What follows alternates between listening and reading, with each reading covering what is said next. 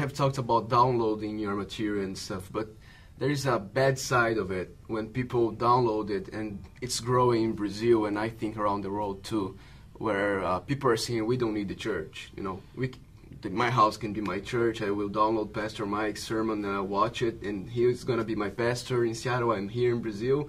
I don't need the church, and I know you don't agree with that. And I would like to just hear you saying what's your vision for the local church and how important the local church is for you.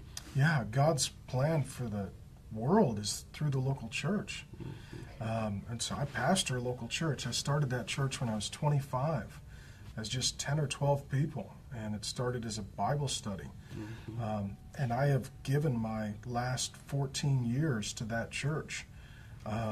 And I intend to give my whole life to one church. I mean, I hope to pastor at Mars Hill from the time I'm 25 to the time I'm 75.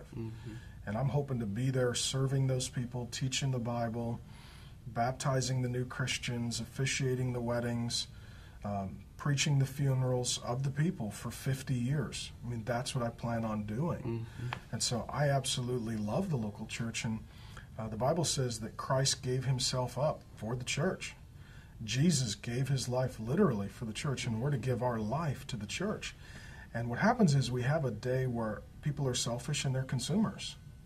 And they don't ask questions like, well, where am I needed and how can I serve? They ask, what do I want and where can I take it? Which is a very selfish attitude. And it's not the attitude we're supposed to have. So then those kinds of people, they just will want to download sermons from the internet and learn, but they really aren't in community. They're not really under spiritual authority. They're not really working with God's people to advance God's mission. And so, yeah, to me, giving away sermons and resources, that's just trying to be generous and give gifts, but in no way should that replace the local church. That we are supposed to be together. The Bible says not to forsake the gathering together. So, yeah, I'm a churchman through and through. And if anyone is saying, I don't need to go to church because I listen to Pastor Mark, Pastor Mark's telling you to go to church. That's good. Yeah. I was still thinking of the church. Last night I heard you talking about the 4 maybe hallmarks of the New Calvinism. Yeah. And you mentioned Reformed theology, and you mentioned charismatic and spirit-filled life. You mentioned being missional, and you also mentioned... Yeah, the complementarian relationships. Complementarian relationships, that's right. And I was thinking about, I know you like Dr. Poultry and David Paulison. Would that biblical counseling movement does it have a part on the New Calvinism? What is this part? Yeah, it really does. We work a lot with the CCEF, the Christian Counseling Educational Forum, Tim Lane, David Paulison, Ed Welch, Ted and Paul Tripp. We've had them all out. All of these men have come out to Seattle to teach, I think maybe except for Paulson. We've hired them as consultants, so they help build our biblical counseling. I preach on Sundays, and then the small groups meet in the course of the week in homes and such. There's over 400, pushing toward 500 small groups.